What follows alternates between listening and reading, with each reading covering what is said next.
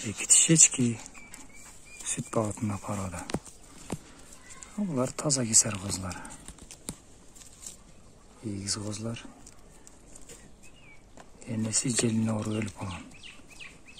Қозылар өте жақшы құлақтарды арық алған. Азыр жем жеп қалды. Мам жейді. Қозылар. Ешкіне емейді. Екі өтен емейді. Екі өтен ұрғачы қозылар. Принцесса екі қозулағы менен.